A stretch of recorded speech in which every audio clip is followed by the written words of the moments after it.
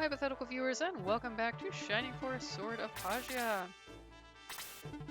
Natasha's group is on our way to Iom after being separated from Ben's group, who got stolen away on a boat. I don't know how we're getting to Iom, since I kind of thought it was across an ocean, but whatever. There's no world map, it's fine. And right now, we are climbing our way up these cliffs to attack that town, I guess, so that we can get to Algam Field, because remember, Prince Nick is being held prisoner in Algam Fort. And apparently the Cyprus army, what happened to them previously was they got to Algam Field, outside of the fort presumably, and they were defeated there by an ambush. Ben's group will end up walking into the same trap unless we get there and back them up in Algam Field. So we are racing there, basically. And we already got the treasure chest last time. There it is. So this time, I'm going to try what I never bothered with as a kid and just like go straight up this way. Because I don't know if this is a map where you have to defeat every enemy or just like a boss at the end, and I want to find out. Because like, whatever. Something to try. As a kid, I always went the other way, so that I ended up on the right side of the bridge and defeated the mage first. But why not? Let's try something new.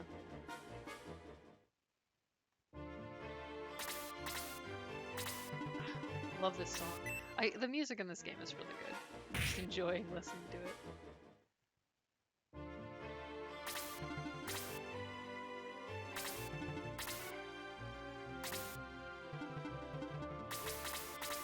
Well, I gotta say, you know, I'm surprised that it seems like the music restarts every time you come out of battle.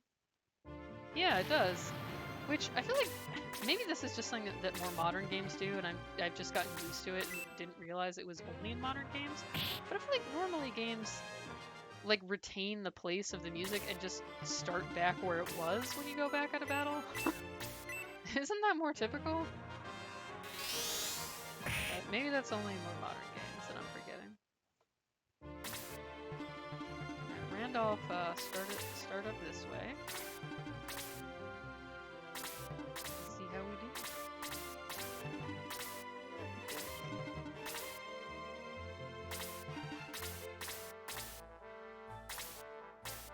This is another one of those Shining Force maps that is kind of very winding, so you have to kind of go around, like on a sort of snaking path that kind of goes in and around across the map.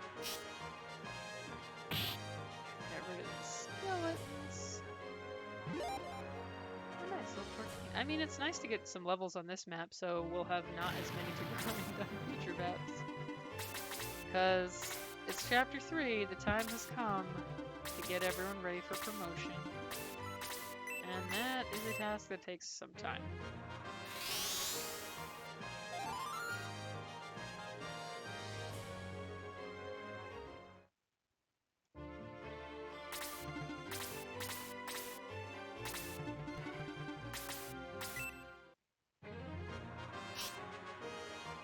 And again, you know, one does wonder how this horse is climbing up a cliff and like throwing this spear while like climbing this cliff. It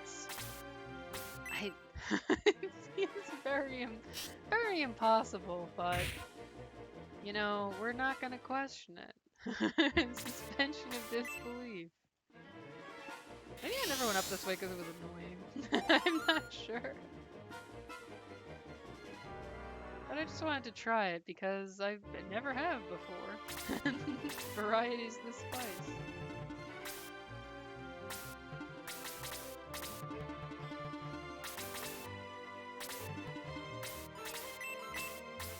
Luke can heal himself. Just keep getting that healing EXP. He actually doesn't. He's not a full healer, right? He's like he can heal and he can attack. So I would say on the whole, he doesn't have it like quite as much ability to heal as Slade, who he did get decent attack when he promoted. I don't know if he'll like stay competitive, but he's more of the dedicated healer and can really pour out the heals. So we don't have quite as much healing power in this party. I think Sarah only joins when the two parties recombine, I think, because then you don't Because, like, I guess the game is, like, somebody has to be the voice that, like, is telling you it can res people and cure poisons or whatever and promote people, and so Sarah is that character for now.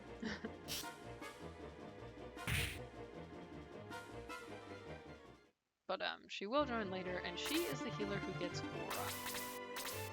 So as you can imagine, she will be a vital party member. Because aura is really good. Man, speaking of battles that I, like, still remember, the battle where we will finally have Sarah join the party is a memorable one, to say the least. They're not kidding about Algam Fort being the place where the Cypress army was defeated. It's it's pretty nuts. It's cool though. It's like, you know, it's a level that you won't forget.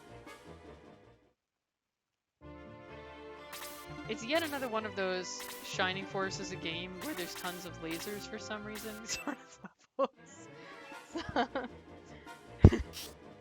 And these games are connected to Shining Force 1, where obviously one of our party members was literally a robot we found out about the Ancients.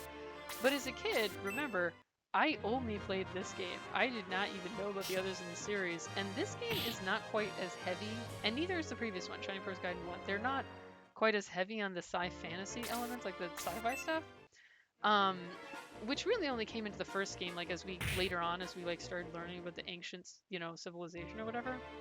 And in these games, it's like, well, that's old hat. We already knew about it, so it's not mentioned. So as a kid, being like, and now we're in a battle where there's statues shooting lasers. I was like, what? Okay. So it seemed like really surprising, but also super cool. And it definitely made for a really dramatic level. It'll probably be a bit easier now than when I played this as a kid, because now I'm actually gonna have her come over here because she can attack all of these guys at once, which is awesome. Because now I've actually leveled everyone up and like promoted them at level 20, and they'll actually be powerful, whereas, you know, playing as a kid when I didn't even know that was the thing you could do, like as a young kid, my characters are probably super weak. I don't think I didn't beat this game as a kid, as I recall.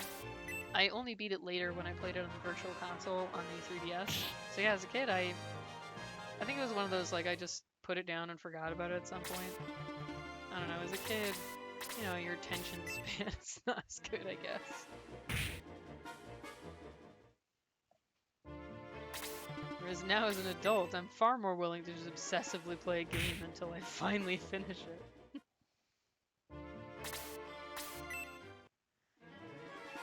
But I'm definitely making good progress in this game.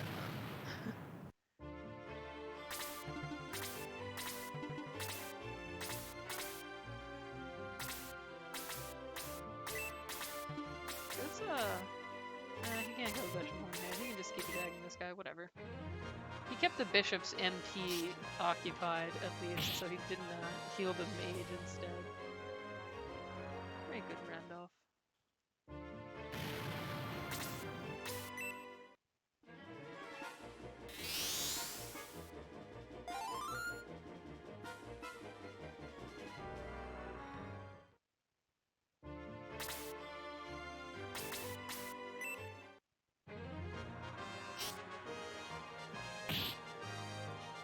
Taking out the Master Mage, one of our most dangerous opponents.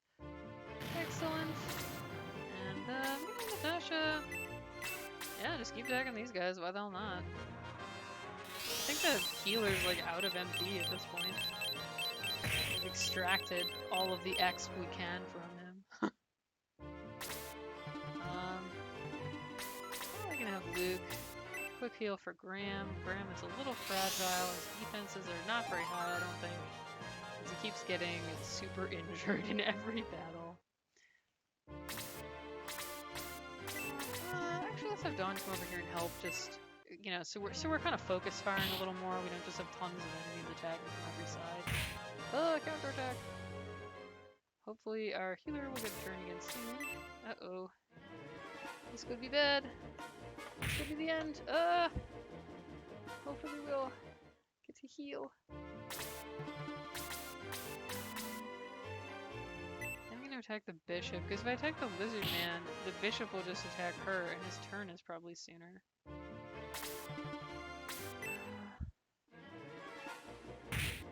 Okay. Gotta get Luke a turn again, so he can heal.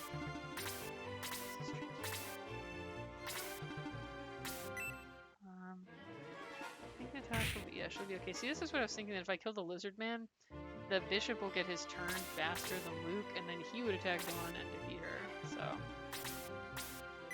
So this was my strategy. That was some actual strategy, which does not always happen for me in these games.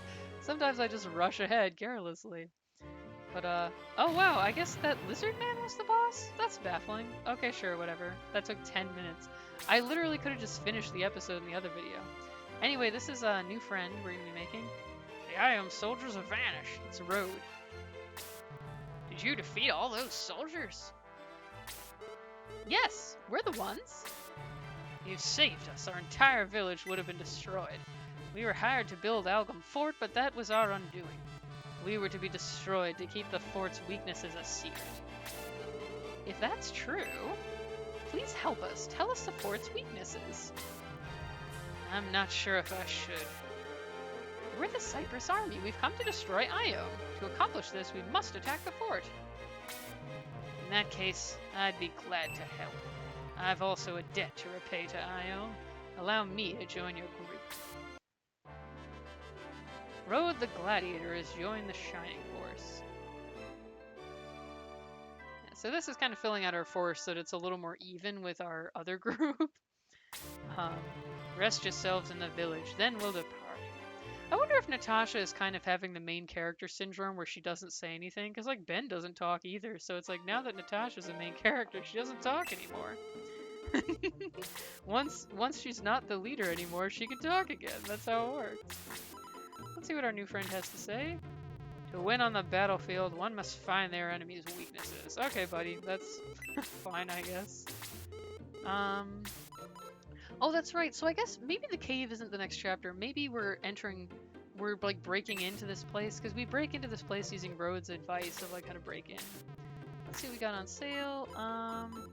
Term. Items we can't use till we promote. So this I think is gonna be our chapter to level grind.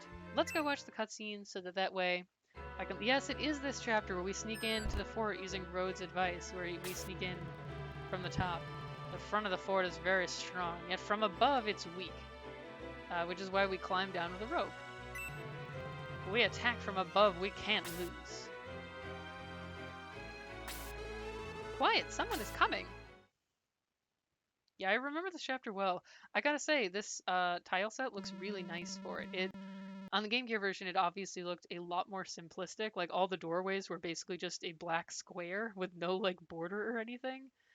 And like the whole thing just looked obviously more basic. This actually looks super stylish.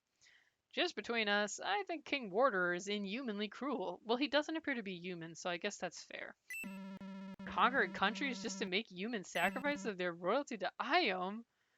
This is sort of wacky that these monsters are just like having some water cooler chit chat about like it's like, man, can you believe the boss keeps sacrificing people to Iom? I don't know. I heard that it makes Warder close to Iom, I guess. Haha! I've heard that the Prince of Cyprus is to become the king's next victim. What? Hey, who's there? Wow, way to give us away, Sarah. We were supposed to ambush these guys. The Cyprus army? Sound the alarm. Jeez, this is gonna be a sneak attack. Okay, let's check out the map. This is a pretty cool map in my opinion. I think the design is kind of fun. I also want to point out that Rhode's like, the fortress is weak from above. I'm like, why did the Iom people accept a design for a fortress where it just has like one weird tower that sticks up, and there's clearly some kind of like mountain or outcropping above it where you can just hop down? It's not even that far. They were like, this is fine. This seems totally secure. Like, I think Iom may not be very bright. But you can see this is also another chapter where there's sort of a winding path to take, kind of wandering around the map a little. Man, I can't get over how great this tile set looks. And like, if you if you could see what it looked like in the Game Gear version, you would understand why I'm like, wow, what an upgrade, because it obviously was very simple. This parallax background looks fantastic. It really, weirdly, it gives the sense that we're like fucking miles up or something. Like, it seems weirdly high, but who knows. But yeah, so basically we go down these stairs. Um, there's multiple routes we can take. I think I've usually gone this way. And if I remember correctly, our boss is the sorcerer. Got some other enemies here. This would probably be a good map to grind on, actually, because, like, we can fight this guy over and over again, which is basically what we did last time. Yeah, this isn't so bad. Oh, and here's our new friend, Rhode. I see, like, I just like his hat, like, you know, the two little things sticking out on the side. It's sort of goofy looking, but he looks a little weirder in the remake than I remember him. It's like he looks a little different in the original game because the sprites were a little simpler. But I think he actually looks slightly cooler somehow. But yeah, probably the next chapter we'll have everybody upgraded because I'm gonna do some level grinding, and yeah, hopefully we'll be able to show off everybody's promoted sprites, which will be a big excitement. Oh, it's gonna be tedious, but it'll be worth it, hopefully. So thank you for watching, hypothetical viewers. I hope you enjoyed this episode of us climbing up some cliffs, basically. This one is really short now, but what can you do? It's just, there's only so much content. The last chapter was just hella short. And it was mostly short because I just took a shortcut that I never took when I played the game as a kid, because I was just like, fuck it, I'm taking a shortcut. But, yeah, thank you for watching, and look forward to seeing everyone's upgraded sprites in the next episode of Sword of Hajya.